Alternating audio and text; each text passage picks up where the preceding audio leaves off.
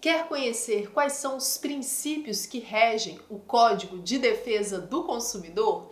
Então assista essa videoaula até o final. Olá, seja bem-vindo ao meu canal. Já deixa um like se você gosta dos meus conteúdos, faça sua inscrição e não esquece de mandar essa videoaula para um amigo ou para uma amiga que está estudando o Código de Defesa do Consumidor, especialmente para concursos. A gente está aí no momento que eu estou gravando essa videoaula com o edital do Banco do Brasil aberto.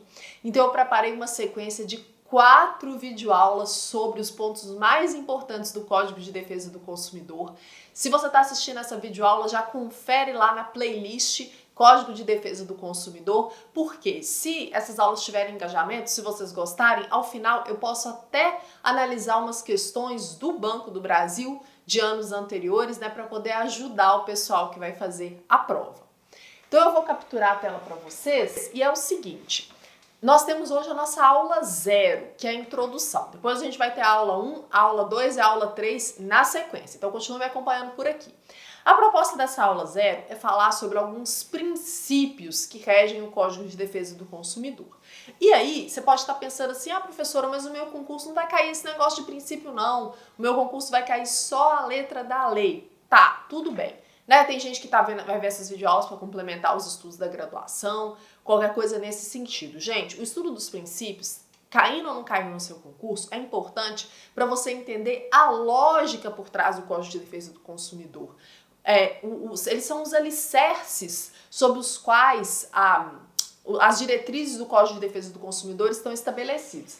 Então é super importante a gente pensar nos princípios, né? Depois a gente vai entrar na leitura da letra da lei propriamente dita em aulas seguintes, mas acompanha os princípios porque isso aqui vai te ajudar também a entender o código.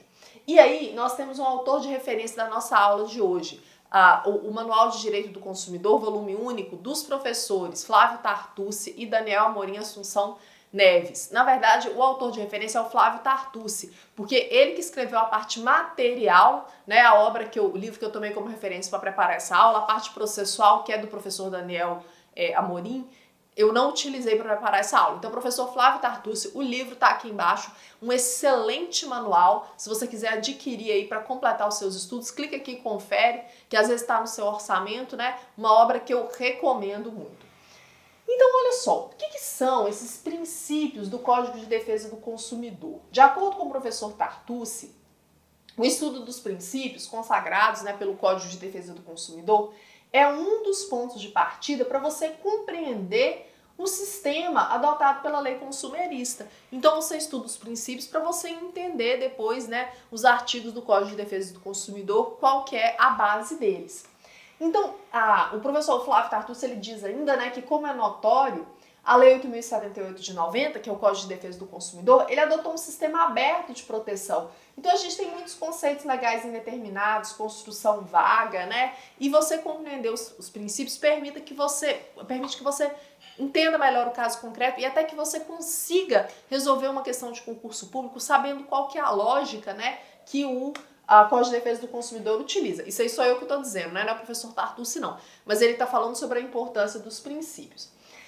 Então, o professor Tartucci, logo no artigo 1º do Código de Defesa do Consumidor, a gente tem o princípio do protecionismo do consumidor.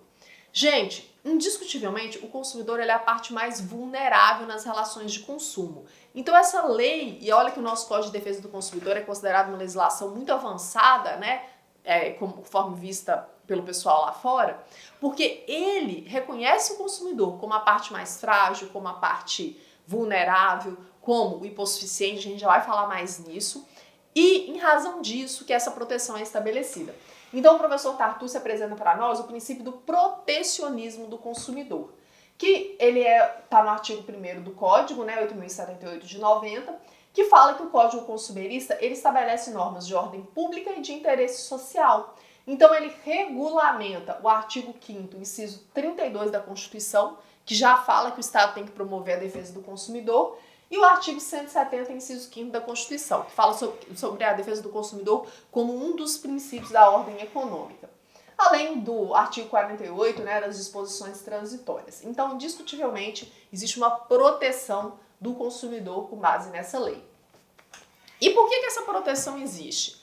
Temos um outro princípio aqui, que aí já decorre do artigo 4º, inciso 1º do Código de Defesa do Consumidor. Nós vamos estudar esses artigos todos nas próximas aulas. Não se preocupem, continua me acompanhando aqui para você não perder. Já corre lá na playlist de Direitos do Consumidor. Então, o professor Tartucci, ele fala que, partindo da leitura desse artigo, é constatada a clara intenção do legislador em dotar o consumidor em todas as situações de condição vulnerável na relação jurídica de consumo. Então, a nossa sociedade de consumo hoje, a gente não tem como afastar a posição desfavorável do consumidor. Vamos pensar, gente, você consumidor, você adquiriu uma televisão nas Casas Bahia e essa televisão chegou fora do prazo estabelecido pela empresa, ela veio, um produto veio defeituoso, você não consegue assistir a sua série preferida, fez contato com a loja, ela falou que não era com ela, te encaminhou para assistência técnica, a assistência técnica fala que não é com ela, que é com o fabricante diz que só fabricou e entregou na loja, que estava em perfeito estado de funcionamento, que deu defeito lá na loja, e você fica aí nesse ping-pong entre assistência técnica, entre loja e entre fabricante. Quem que são responsáveis? Todos são responsáveis, a gente vai falar sobre isso nas próximas aulas, mas é preciso que você entenda que você, consumidor, nós consumidores, estamos vulneráveis numa situação assim. Olha o poderio econômico do consumidor e olha o poderio econômico de uma Casas Bahia. Gente, nada contra a Casas Bahia, vivo aproveitando as ofertas, estou só dando um exemplo, ok? Daqui a pouco o povo da Casas Bahia vai me cancelar aqui embaixo, Tô só dando um exemplo. Pode substituir Casas Bahia por Ponto Frio, por Magazine, por qualquer uma dessas Americanas, qualquer uma dessas lojas. Então, o consumidor é a parte mais vulnerável nas relações de consumo. E aí a gente ainda tem o princípio da hipossuficiência do consumidor, que também está no Código, artigo 6º, inciso 8º. Gente, tem muita gente que associa hipossuficiente com o fato do consumidor ser a parte mais pobre, a parte menos detentora de poderio econômico em relação à empresa, a fornecedora de produtos, de serviços. Tá certo, porém não é só a pobreza, O professor Tartucci fala para nós que a hipossuficiência é um conceito fático, tem que olhar o caso concreto e não jurídico. É porque existe uma disparidade, seja uma disparidade financeira, uma disparidade de informação, uma disparidade técnica entre o consumidor e o fornecedor, de produtos, de serviços. Então, todo consumidor é vulnerável, nem todo consumidor é hipossuficiente, porque tem consumidor que não é pobre, que não é desprovido de informação, Pensa vocês um consumidor aí que às vezes mora na zona rural, que não teve acesso à educação formal. Como que esse consumidor é hipossuficiente em relação a uma dessas gigantes do varejo? Agora, pode ser uma pessoa de classe alta, por exemplo, que adquiriu uma televisão, por exemplo, numa loja dessas, ela é a parte mais vulnerável, mas não necessariamente é hipossuficiente, no sentido de ser pobre, sem informações técnicas a respeito, Então, a gente tem que pensar na hipossuficiência de uma forma mais ampla. Mas o consumidor é hipossuficiente porque ele ocupa uma posição de discrepância econômica, financeira, política, enfim, em relação ao fornecedor de produtos e serviços. Nem todo consumidor é hipossuficiente, viu, gente?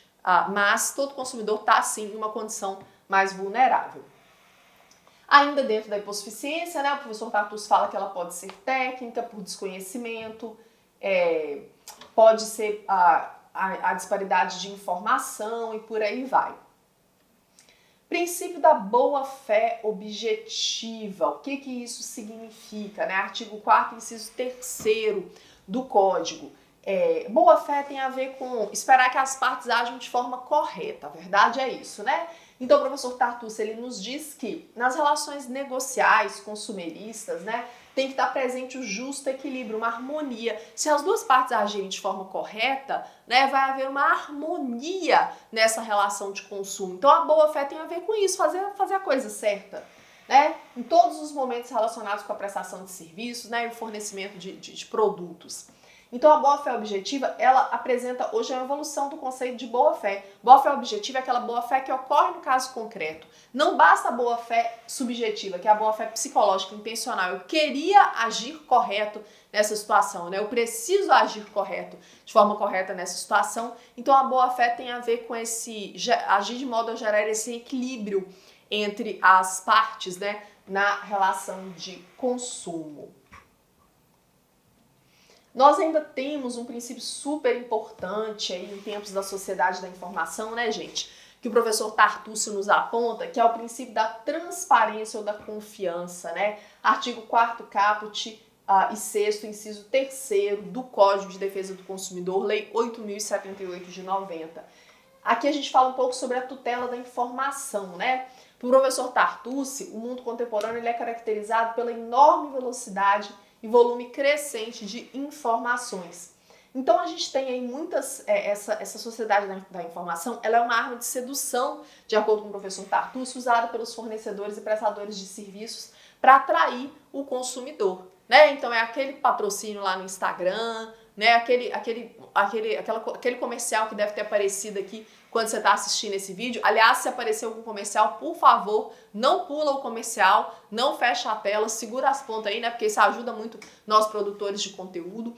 Mas esses comerciais, eles seduzem. Então, de acordo com o professor Tartucci, pela lei protetiva, tem que ter uma ampla proteção em matéria de informação.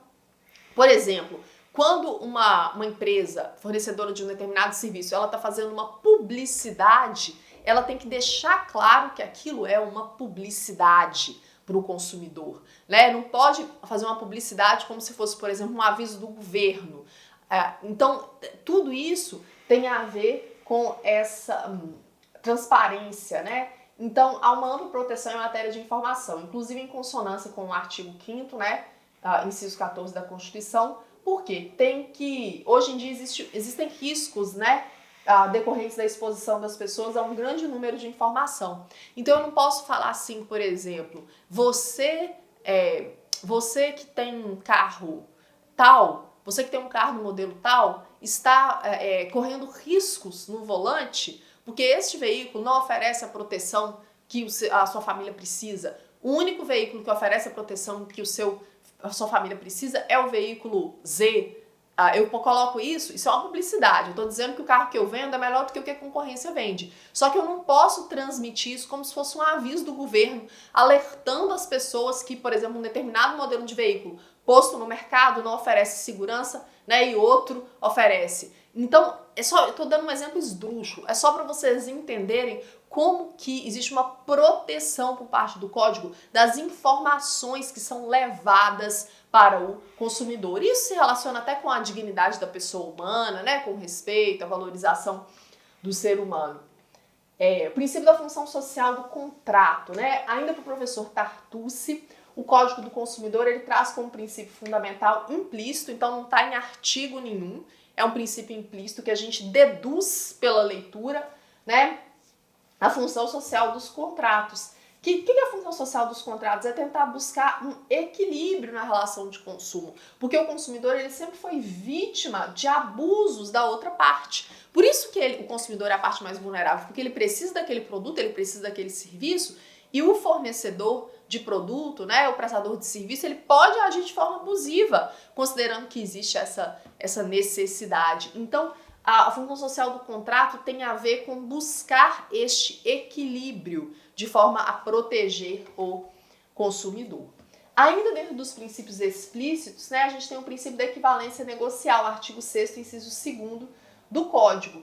Quer dizer, o Código diz, né, o professor Tartucci nos aponta, que é garantida a igualdade de condições no momento da contratação ou do aperfeiçoamento da relação jurídica patrimonial, ou seja, o prestador de serviços ou o fornecedor de produtos, ele tem que tratar todos os consumidores de forma igual, né? Ele tem que atribuir o mesmo tratamento, a mesma honestidade, a mesma transparência, o mesmo respeito a todos os consumidores no ato da contratação. Temos ainda, né, o princípio da reparação integral dos danos, né? Todos os danos sofridos pelo consumidor nas relações de consumo são passíveis de indenização, ok? Então, danos materiais, danos morais, danos individuais, danos coletivos, danos difusos. Então, qualquer dano, qualquer prejuízo que o consumidor venha a sofrer de ordem física, psicológica, etc., nas relações de consumo, né, material ou moral, é passível de indenização pelo Código de Defesa do Consumidor. Tanto é que existe dentro do direito, né, a ação de indenização por danos morais e materiais, que seria um exemplo disso aí. Já entrei com muitas dessas para meus clientes e também já fiz muita defesa de empresa.